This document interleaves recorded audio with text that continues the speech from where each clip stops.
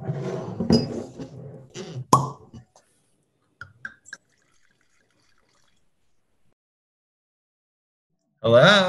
Hi, Michael. Hi, how are you? Good, thank you. How are you? I'm doing well. Nice to meet you. What's your current proportion between Pinot Noir and Chardonnay grapes? And do you see that changing? I mean, you said you're getting more excited about Chardonnay. We've We're been tasting definitely a lot of, we're definitely yeah, we're definitely we're bullish on Chardonnay. We think Chardonnay is ideally suited for especially for the Dundee Hills. Currently, we only have Chardonnay planted in the Dundee Hills. We really believe in three things for Chardonnay that really make our this style of Chardonnay that we want and the quality that we want. And we're really only interested in planting Chardonnay in high elevation on Jory soils, which are our weathered basalt soils, and using Dijon clones, which are early ripening clones of Chardonnay. And we found that if we have those three factors, we can consistently make Chardonnay that's ripe, that has great tension, great fruit flavor, great texture, and ageability. And so so Chardonnay is still a very important piece for us, but in percentage wise, it's probably only 25% of what we grow and what we make. That's changed like slightly because we use Chardonnay and Pinot Noir in just about equal proportions in our sparkling program. So yeah, we're making only about 25% of Chardonnay compared to still wine Pinot, but we still have quite a bit of Chardonnay that goes into sparkling, and we think it's amazing in sparkling wine. and when did you start making the sparkling? Because I 2000, haven't tasted that many sparklings from Oregon. yeah, only in 2014, Right. and we made the conscious decision to age it longer than a lot of people in tirage. So we were about 3.5 years aged in tirage and bottle, and then another year under cork before we release it. So from vintage till from the vintage we harvest it to the vintage we release it, our multi-vintage or non-vintage wine, we call it multi-vintage because there's no such thing as a non-vintage. Everything comes from somewhere. But we call it multi-vintage. So it's realistically 5 years from the time it was harvested to the time it gets into the consumer's hand. And that's just the start. We have vintage wines that are coming out and a Blanc de Blanc and all of those. And those are aged longer. Those are aged, those will be 6 or 7 years from the vintage date till when they're released to the public. Do you pick the Pinot Noir and Chardonnay grapes earlier for your sparklings? And do you think there's potential for traditional method sparkling wine in Oregon? Oh, there's more than just potential. There's like documented success. Mm. There and yeah, you have to pick it at a lower maturity, and because of because to put it through a secondary fermentation and bottle, you can't have the alcohol that you would with a still wine. It's literally impossible. So if you were to try to, and that's why like in Champagne, and they were successful in I mean, there's a lot of reasons they were success. They've done a lot of things right, but you can't have potential alcohol above 11 or closing in on 12% before you do the secondary fermentation in bottle. It literally won't happen. So yeah, so you have to harvest it early. And I mean, honestly too, in a sparkling wine, you want it to have tension and you want it to have that energy and acid that's Don't want too much of that ripe fruit profile either. yeah. And you're lucky if you get like good ripe fruit flavors in low alcohol or low, essentially low sugar fruit. And I think you can do that when you have higher elevation sites, because we have long hang time even for sparkling grapes. I would love to ask you about your different vineyards and how they're different. Because we've tasted them. Some of them really stood out, like the Jerusalem Hill one in Mhm. the Amity. How do the different vineyards differ in terms of soil aspect, elevation, and do you think as a whole there are large regional differences between the AVA, so say Eola Amity versus Dundee Hills, and why is that? Yeah, there's absolutely differences. Our Jerusalem Hill is our only site currently producing in the Eola and Amity Hills, and it's on woodburn soils, which are alluvial soils that came down from the last ice age about 17,000 years ago. And they were essentially, like how we like to jokingly refer to it, we just took the best soils from Washington and Idaho, and they came down here during, an ancient flood, basically. They're very vigorous soils, so they brought a lot of nutrients and a lot of and a lot of like kind of clays, water holding capacity, like things like that that are very unique and different compared to anywhere else that we have soils. So if you kind of look at the Willamette Valley, you look at kind of I look at like the Dundee Hills, and I have to say I'm biased because we're in the Dundee Hills, where the winery is and where a lot of our vineyards. But I kind of look at the Dundee Hills, and I look towards the west side of the Dundee Hills. You have the Willackenzie soils, which are essentially marine sedimentary soils. That's the old bottom of the ocean, the Pacific Ocean, floor. And then you look at the Dundee Hills or the Chehalem Mountains, anything above 400 or 500 feet in elevation, it generally has Jory soils, which are the weathered basalt soils. Those were actually formed underneath the ocean through eruptions of lava. And then they kind of got pushed up when the plates converged and formed the Cascade Mountains. But when those kind of so interesting thing about Willamette Valley is like our volcanic soils are at our highest elevations, but Right. there's no volcanoes above us. So it's because those all formed at the bottom of the ocean, and then they got pushed up when plates collided, and that makes it a unique thing where we have high elevation and volcanic soils at the same time. Usually volcanic soils are generally in the bottom of valleys because that's the way lava flows downhill. But then you have this whole other event, which was the ice age that formed like these glacial lakes, and then they would melt, and then they would form floods, and that formed some of our valleys and our Columbia River and the Willamette to some degrees, the river, and those came out towards like Salem, which is like towards the Eola Amity Hills, and deposited those different kinds of soils. So the thing that makes the Willamette Valley, I think, so unique is there was something that happened basically, let's call it 15,000 years ago, and something that happened 15 million years ago. And, the volcanic happenings happened millions of years ago, and the more recent soils like that are in the Eola Amity Hills, and those kind of soils happened in the thousands, tens of thousands of years ago. But all those things, the soil, and because there's the Jory soils in the Willamette Valley tend to happen at higher elevations because of the uplift.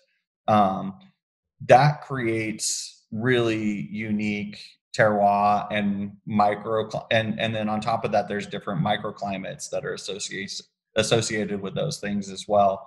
So there's a lot of differences, and Jerusalem Hill for us has our most savory and kind of spicy and kind of almost like leather and umami kind of driven wines. And then, when we get grapes in the Dundee Hills, Pinot Noir, it tends to be very fresh fruited. So like never any jammy kind of character. So like raspberries fresh off the vine or strawberries and things like that. And it has a textural element that I always describe as like suede. It's like firm like leather, smooth like velvet. So it's not just not just soft, like you can have some Pinot Noirs that are just kind of soft, but these have like this like silky velvety texture, but there's a weight behind them that uplifts them and gives them ageability and depth and character and stuff. I think So that's a combination of the volcanic soils and the higher elevation of your vineyards in Dundee Hills. for sure. And then you can even break it down even further that when, when they're on east facing slopes, they tend to have like almost even more of a silky kind of nature. When they're on southern facing slopes, they almost feel like the mouthfeel of the wine almost feels like a sphere where it coats the entirety of your mouth. We have a vineyard called Côte Sud that, whether it's Chardonnay or Pinot Noir, when you put the wine in your mouth, it coats the entire part of your mouth. It feels like a sphere inside. Interesting. And about Pinot Noir, why do you think it's always been the focus in Oregon compared to Chardonnay? Because the terroir is suited for both. And how would you describe the personality or the nature of Oregon Pinot Noir compared to, say, Sonoma Coast or even Burgundy?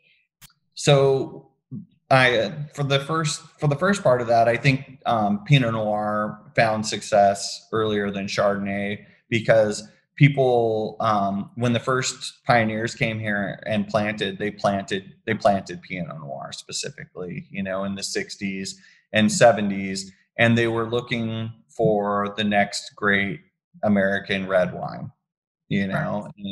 and and they found success earlier because they were using well, for some people were using some suitcase clones that came from from France that they were planting here, and the climate and the soils and the aspects and all of those things were the right place and the right choice to grow Pinot Noir. What happened with Chardonnay, I think, is when Chardonnay was first planted in Oregon, a lot of the wrong clones were planted. They were planting the clones of Chardonnay that were successful in California, the Davis Clone 4, and some clones that actually took longer, later ripening clones, let's just call them. And those are really challenging to get consistently ripe, especially if you're looking at planting on high elevations, or Oregon has more variability in vintage than California. There's no getting around that. To me, I find that to be actually a positive thing, because we have as we talk about further about 18 and 19 vintages, they're drastically different, but great quality wines in both of them. But having those differences in vintages, they may be minute differences in a global kind of scheme, but in wine style and quality and character, they make a difference. And I think when people first brought in Chardonnay into Oregon, they were planting the wrong plant material. That's the bottom line. They were planting vines that were successful in a region that doesn't have the same climate. So the big game changer for Oregon was right around the early 90s and very, very late 80s, like maybe 89, 88. People started bringing in Dijon clones. They were certified from UC Davis, and they came into Oregon before they even came into California. And when those were brought in, they're earlier ripening clones. So they ripen on average maybe 2 weeks before some of these other clones that were being sourced out of California, that were either heritage clones or clones that were certified from Davis, but primarily from California. So when these came in, they became a game changer for Chardonnay producers here. Our Côte Sud vineyard has some of the earliest plantings of Dijon clones. They were planted in 1990. I think Adelsheim was the very first one to bring them in, and they just completely changed everything for Oregon Chardonnay. Even if people are planting other clones now, it's based off of what they've learned from the Dijon clones. That either either you're planting earlier ripening clones or using early ripening rootstock or something that's giving you a better chance to get them fully ripe in, you know, the years like 2011, 2013, even 2010, that are cooler.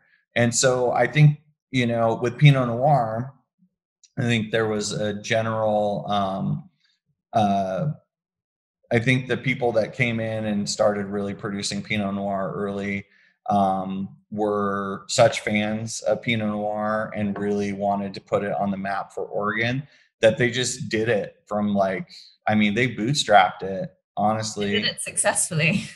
Successfully, very successfully. And then, so when you have an established, you know, Oregon Pinot Noir and Willamette Valley Pinot Noir was so successful for a good 20 years before Chardonnay really started to come into the frame. So then you have to not only catch up with what, you know, having the right rootstock, the right quality, all of those things, but then you also have to try to find your place within a valley that's so well known for making some of the best Pinot Noir in the world. So there was a few factors there that made it, you know, challenging for Chardonnay. But I mean, the proof's in the pudding. The Chardonnay in the Willamette Valley is it's stunning. It's, you know, it's some of the best in the world. Yeah, for sure. I mean, I'm sure you would agree that there is a lot of potential and room to grow for Chardonnay. There is. There's the same for Pinot Noir. I mean, throughout our tastings, we've had a pretty high average in quality, but not too many at the very, very top. I don't know if you'd agree with that or why you think that is, and if there's room to produce top Pinot Noir going forward. I think there's always room for improvement, no matter what you're doing or where you're coming from. It doesn't matter if you've been growing, you know, grapes for 400 years in the same place, or if you've been growing them for 40 years in the same place.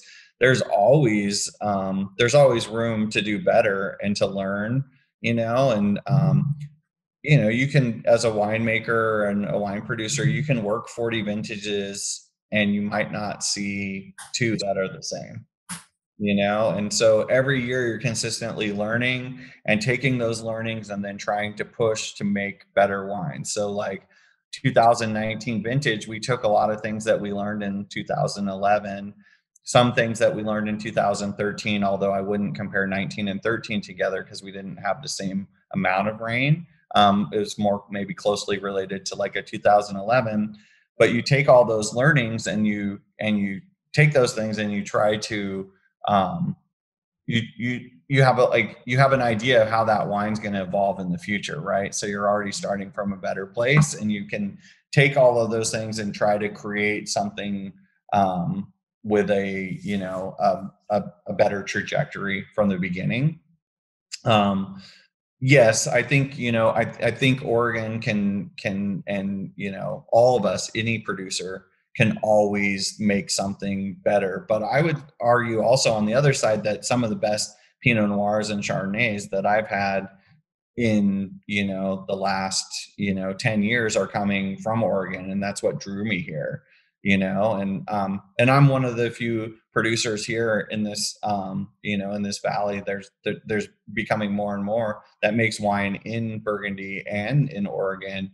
And I can compare year on year and say that, you know, quality is absolutely comparable. And in some cases we can make, you know, better wines in Oregon in some years and in Burgundy in others. And that's saying something, because 20 years ago, I don't know if we would have been able to even say that and not be, you know, laughed out of a room.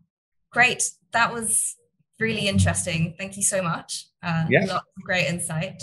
And yeah, lovely to meet you again. And I hope when things go back to normal, I hope to be able to come and visit and meet in person. Yeah, we'd love that for sure. It's an open invitation. Yeah, thank you. Amazing. Great. Thank you so much. Enjoy your evening. Yeah. Hope you enjoyed the wines. Thank you. Yes, absolutely. All right. Take care. Okay. Bye. Bye.